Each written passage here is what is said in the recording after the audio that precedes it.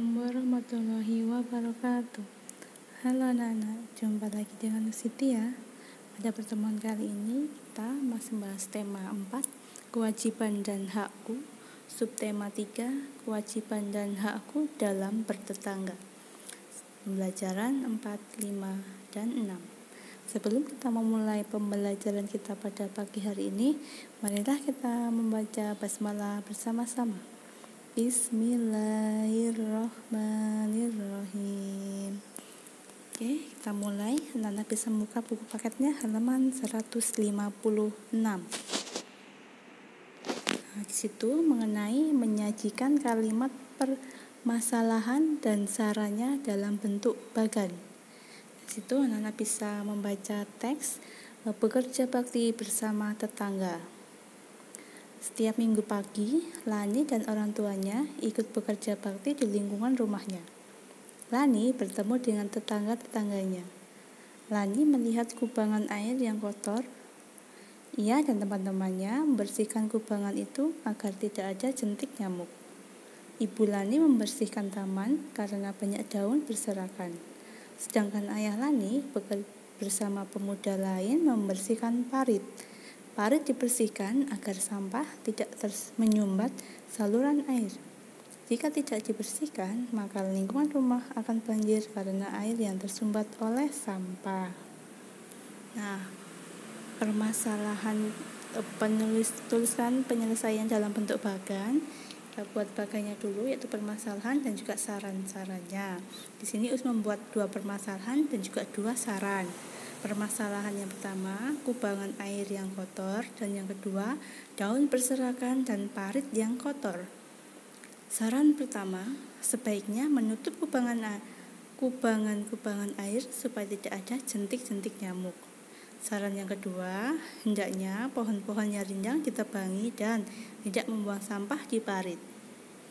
Demikian untuk menyajikan kalimat permasalahan dan sarannya dalam bentuk bagan.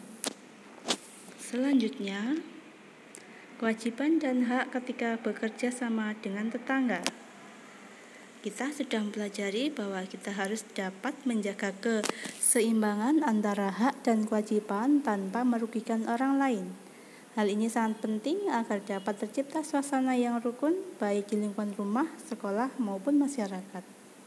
Nah, contoh kewajiban tersebut antara lain: 1. Kewajiban mematuhi semua aturan saat bekerja sama di lingkungan masyarakat. 2. Kewajiban memelihara ketenangan dan keamanan saat bekerja sama di masyarakat. 3. Kewajiban ikut berpartisipasi dalam bekerja sama dalam menjaga kebersihan di lingkungan sekitar.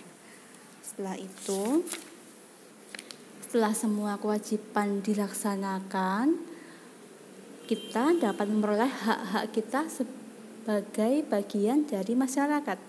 Hak-hak tersebut antara lain: yang pertama, hak untuk tinggal di lingkungan yang bersih dan sehat. Yang kedua, hak ikut berpendapat untuk kepentingan bersama. Yang ketiga, hak untuk tinggal di lingkungan yang tenang dan aman. Kita sebaiknya dapat melaksanakan hak dan kewajiban dengan baik agar tercipta persatuan dan kerukunan di antara warga masyarakat. Selanjutnya, kewajiban dan hak berkaitan dengan memelihara hewan. Jadi anak-anak bisa membuka buku paketnya di halaman 160.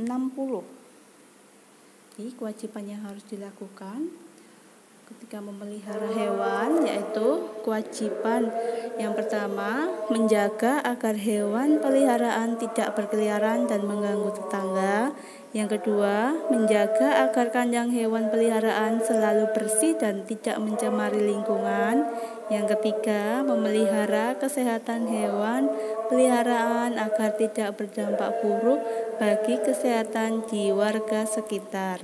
Nah, jika kamu dapat melaksanakan kewajiban tersebut, maka kamu akan mendapatkan hakmu untuk memelihara hewan peliharaan di rumahmu. Nah, kamu juga memiliki hak untuk memelihara hewan peliharaan sesuai keinginanmu. Oke, selanjutnya demikian tadi tentang kewajiban dan hak berkaitan dengan memelihara hewan. Sekarang menyelesaikan soal cerita perkalian dua bilangan yang hasilnya diketahui di halaman 161. Di situ ingatkan kembali tentang cara menentukan pasangan bilangan dengan perkalian. Jadi kamu dapat menggunakan operasi hitung yang merupakan kebalikan dari perkalian, yaitu pembagian. Contohnya, Ayah Dedi memelihara 400 bibit ikan lele. Seperti lihat pada gambar. Nah, ia membagi sejumlah bibit ikan lele tersebut kepada para tetangga. 1. Berapa banyak tetangga yang akan menerima bibit ikan lele? 2. Berapa banyak bibit ikan lele yang akan diperoleh setiap tetangga? Nah, permasalahannya dapat dituliskan sebagai berikut. 1. Banyak tetangga dikalikan banyak bibit ikan lele yang didapat setiap tetangga sama dengan jumlah bibit ikan lele. Jadi misalkan banyak tetangga tadi 40 orang, maka bibit ikan yang diperoleh tiap tetangga dapat ditentukan sebagai berikut. 40 dikali titik-titik sama dengan 400, maka 400 dibagi 40 sama dengan 10. Jadi setiap tetangga akan memperoleh 10 bibit ikan lele. Nah, sekarang kamu coba temukan 3 kemungkinan yang lainnya. Silahkan mencoba. Tetap semangat belajar di rumah. Cukup sekian pembelajaran kita pada pagi hari ini. Kita lanjutkan di pertemuan berikutnya. Untuk Senin 9 November 2020, tuliskan dalam kertas folio 3 kegiatan kerjasama yang pernah kamu lakukan bersama tetangga dengan huruf tegak bersambung. Wassalamualaikum warahmatullahi wabarakatuh.